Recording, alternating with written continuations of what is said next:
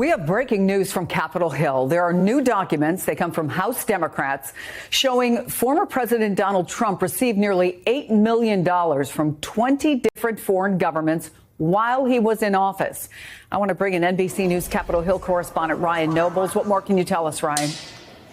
Well, Chris, I just left a briefing from Democrats on the House Oversight Committee where they gave us this report. It's a 156-page exhaustive report that details only 2 years of the Donald Trump presidency, which they outline millions of dollars in payments that flowed directly from foreign governments into the various businesses that were controlled by Donald Trump and his associates. And now it's important to keep in mind that while Donald Trump was president, he did not do what other previous presidents have done and either divested his business assets outside of government or stepped down from the boards and stepped down from positions of authority in these businesses.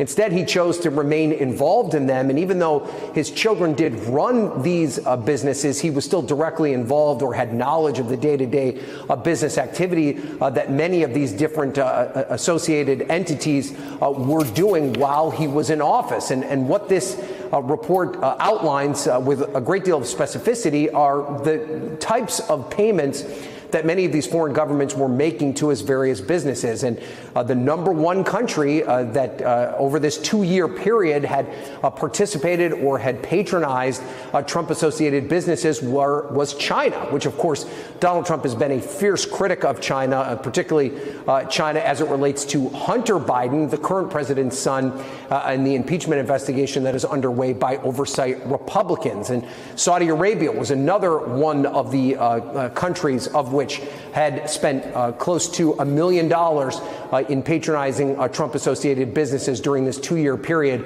that the Oversight Committee was able to gain records to. Now, that 2-year period, Chris, is also an important part of this conversation. They were only able to collect that 2-year period worth of time because the accounting firm that was working with Donald Trump at that time, during that window of time, separated from him and no longer was willing to do business with him. They felt compelled to hand the information over because they were requested to do so by Congress.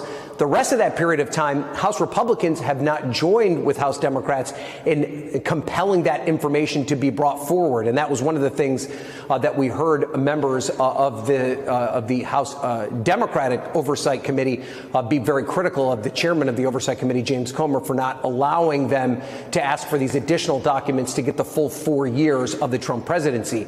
So, Chris, this all comes against the backdrop of House Republicans pushing for this impeachment inquiry into President Joe Biden. And basically the number one foundational accusation that they've given against the current president, Joe Biden, is that his son, Hunter Biden, was engaged in foreign business activities that benefited Joe Biden and in some way, shape or form provided assistance to these foreign governments through the public and important positions that Joe Biden held. What Democrats have failed, or what I should say, what Republicans have failed to do at this point, though, is show how Joe Biden personally benefited from any of the work that his son did around the world. They have not shown vast amounts of millions of dollars worth of payments that were directly given to Joe Biden as a result of his son's business dealings, nor have they shown any evidence that Joe Biden's role as a public official benefited any of these foreign entities. This report at least attempts to do that as it relates to Donald Trump. They show specific amounts of money that went from these foreign entities into Trump-aligned businesses, of which the former president directly benefited from. Now, they believe that this is a violation of the Emoluments Clause of the U.S. Constitution and that there should be a penalty as a result of it. They're still releasing this information as it comes forward, Chris, but this is a pretty detailed amount of information related to Trump during his time as president.